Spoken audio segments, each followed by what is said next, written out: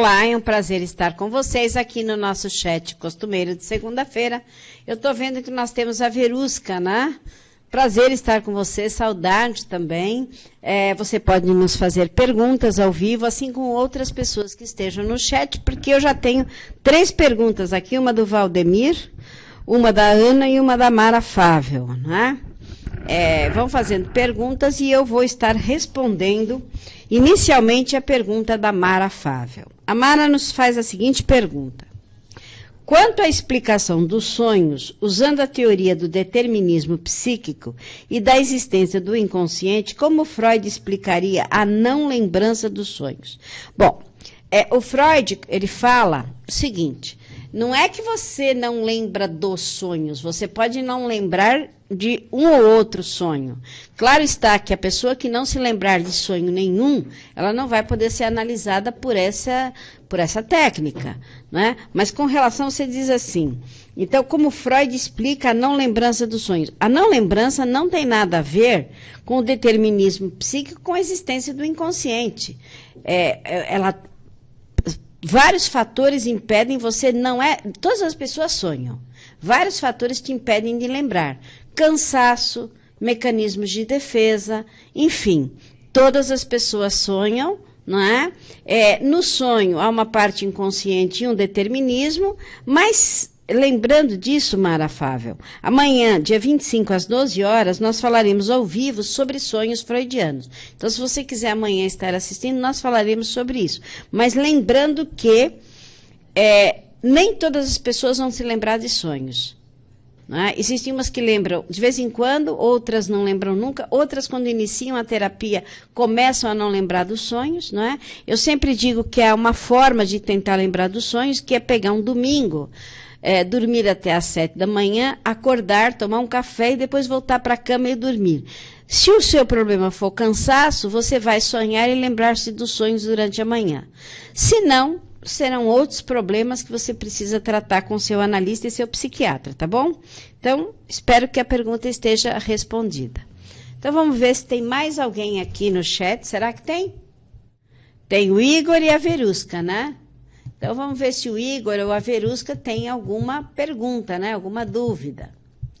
Se não, nós vamos responder mais uma pergunta, né? Nós estamos com uma pergunta aqui da Ana, bem interessante, que é, como pode funcionar a psicanálise em um paciente com problemas psicológicos degenerativos?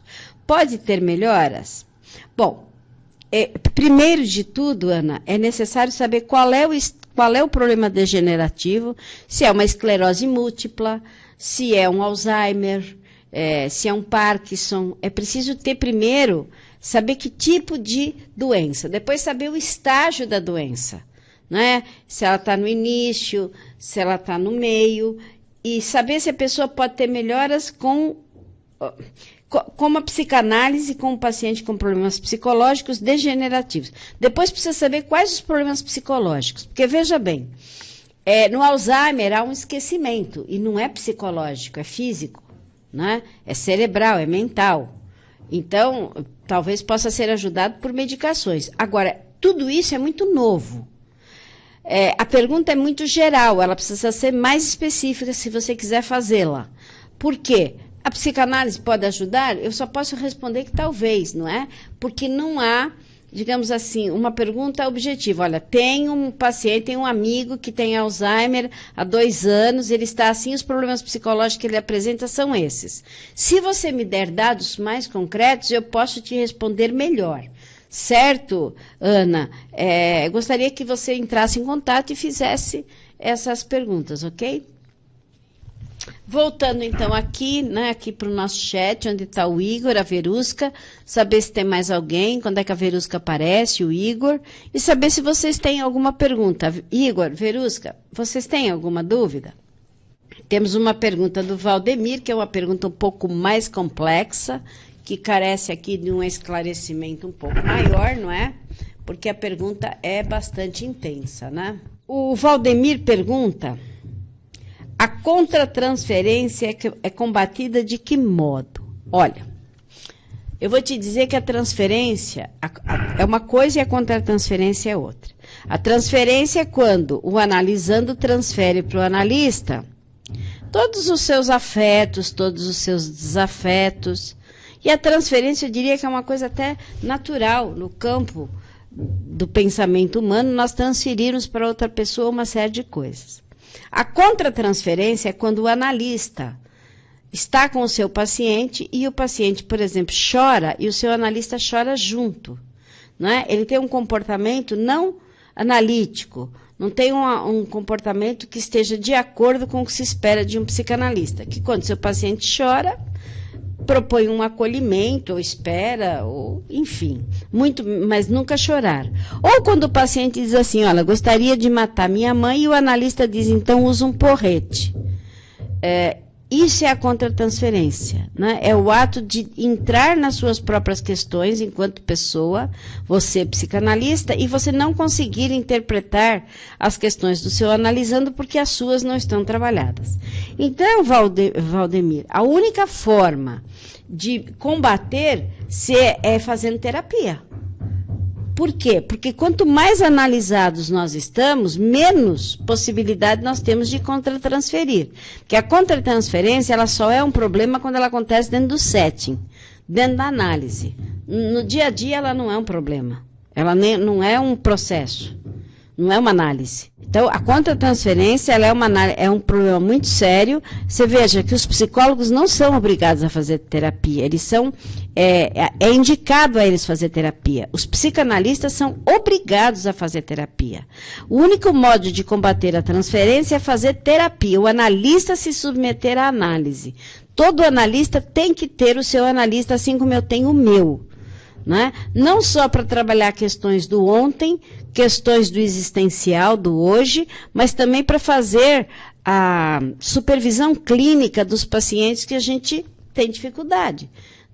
Não existe analista, por mais antigo que seja, eu que tenho 30 anos de profissão, 70, 80 mil horas de atendimento, isso não significa que não vai aparecer um paciente que vai mexer comigo e que eu não possa saber o que não fazer. Então, para não cometer um erro, muitas vezes eu fico calada e vou até o meu analista fazer uma supervisão clínica, sim, porque é muito triste quando a gente comete uma contratransferência e depois tem que arrumar a bagunça que fez. Então, muito interessante a sua pergunta, viu, Valdemir? Mas eu espero que tenha respondido, senão você volte a nos perguntar. O Reinaldo entrou, ele fala, boa tarde, acabei de chegar. Olá, Reinaldo, tudo bem? Você tem alguma pergunta? Reinaldo, Verusca, Igor e todos vocês que estiverem. A Jaqueline também entrou. A Verusca, ela diz o seguinte, assistir o filme da lista da SPPI para analisar o filme Encaixotando Helena. Como podemos identificar o tipo de transtorno nesse caso? Muito bem, Verusca. Olha, eu diria que o transtorno, a ideia de interpretar os filmes é interpretar o comportamento dos personagens principais. No caso de Encaixotando Helena, o principal papel é do médico. Então, como é que você vai analisar? Você vai analisar sobre a ótica da teoria do Freud.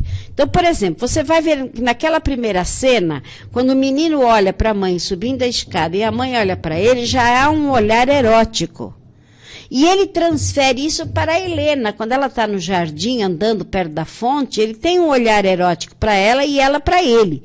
Então, o filme Encaixotando Helena é o filme que melhor explica o complexo de Édipo masculino, que é no caso do médico, não é? Os sentimentos que ele tinha de infância pela mãe, transferidos para Encaixotando Helena. Né? Ele encaixota a Helena porque ele também quer encaixotar a mãe.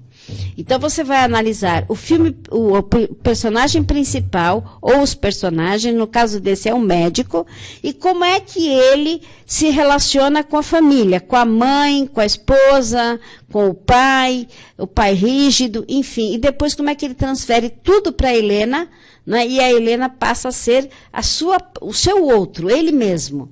Né? E aquilo que eu não posso aqui dizer como é o filme, né? Senão fica sem graça, mas o final vai explicar para você o significado da fantasia edípica, como é a fantasia do Édipo, e assim vai ocorrer com todos os filmes, o personagem principal, a sua psicopatologia, né? E por que ela ocorre, tá bem, Verusca? Espero que você tenha entendido, né? Quem mais nós temos?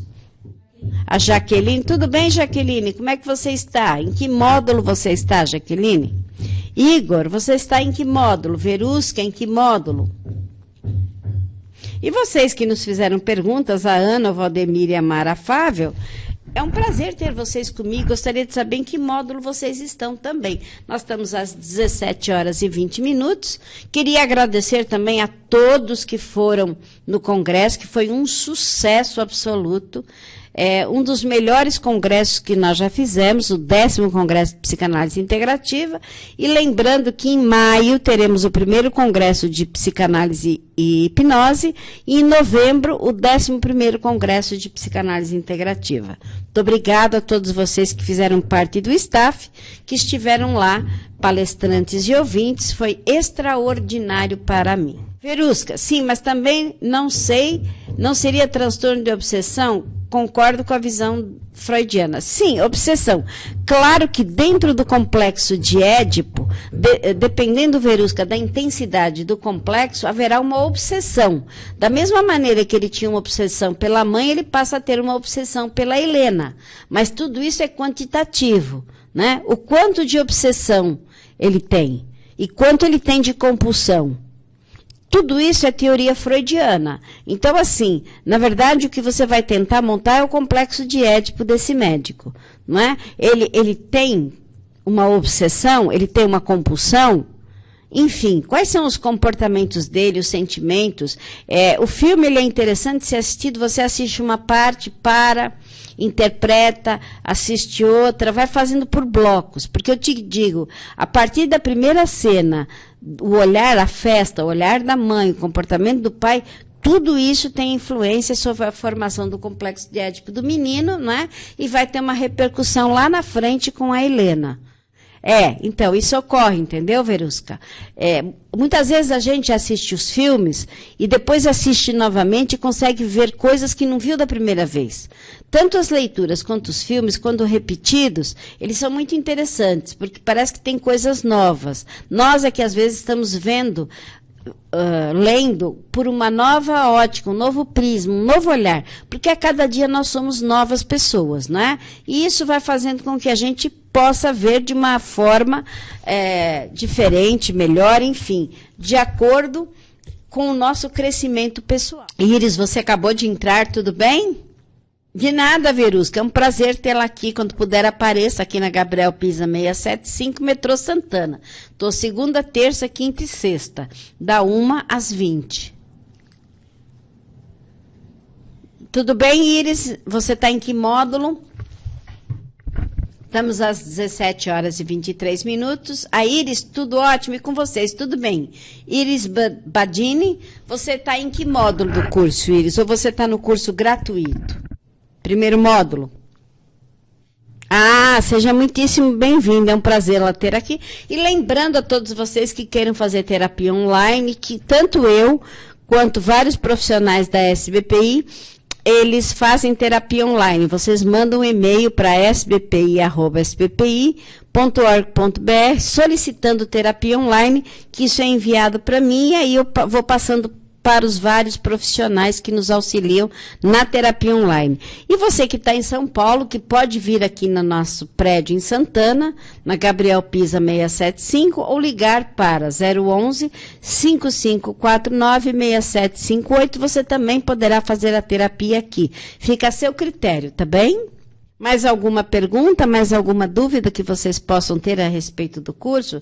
Estou aqui no chat para responder ao vivo dúvidas para vocês. E para quem fica gravado, lembrar que, assim como o Valdemir, a Ana e a Mara Fável mandaram perguntas por e-mail, né? sbpi@sbpi.org.br, mandar o e-mail com as perguntas. Já está fazendo terapia, Verusca? Iris, você já faz em terapia? Você está fazendo terapia com quem, Verusca? Com a Ana Carla, muito bem. Então, Iris, se você precisar, você manda um e-mail que nós redirecionamos para os terapeutas, eu, Ana Carla, Rodolfo, Aguimar. Fábio, todos nós fazemos terapia online, é só você nos mandar um e-mail com o seu nome Skype que nós direcionamos para um desses profissionais, lembrando que a primeira consulta é gratuita para estabelecer um tempo, um valor, enfim, acessível ao seu bolso. Temos mais 4 minutos de chat, portanto, se alguém ainda tiver alguma pergunta, há tempo hábil de respondê-la. Tinha me perguntado se era possível fazer na SPP um curso só de Jung, uma formação junguiana. Sim, mas lembrando que para aprender Jung, você também vai ter que aprender Freud, porque é assim, Freud criou a psicanálise. Se você não aprende Freud, você não tem uma base para entender o Jung, ok? Como qualquer outro analista, Freud é básico. Na integrativa, Freud é básico. Então, o básico não pode ser tirado. E você pode fazer qualquer formação, porque ser integrativo é ter a coragem de ser freudiano sem culpa. Por isso, na integrativa, nós temos, inclusive, Reich. Aliás, esse foi o primeiro ano que Reich foi para um congresso. Porque, por mais integrativos que as pessoas sejam, as pessoas têm uma dificuldade com Reich, e Reich tem uma importância absoluta na terapia de base corporal. Bom, estamos chegando ao final, 17 horas e 28 minutos. Não é? A Verusca nos pergunta, esquizofrenia, como podemos tratar dentro da psicanálise? Olha, Verusca, podemos tratá-la sim, se nós conhecermos Jung e Lacan, que são os dois autores que vão usar técnicas para a esquizofrenia, mas é preciso fazer um curso complementar, que você terá à sua disposição, tanto presencial quanto online, para que você tenha um manejo correto da esquizofrenia. Porque, assim, o seu paciente tem que estar em terapia com um psiquiatra, ok? A Iris diz que ficou meio encabulada quanto à questão das meninas terem complexos por pensar que perderam seu pênis. Não fique encabulada não, porque você vai ficar encabulada pela humanidade inteira. Todas nós tivemos. Eu tive, né? E depois é uma coisa, porque assim é natural.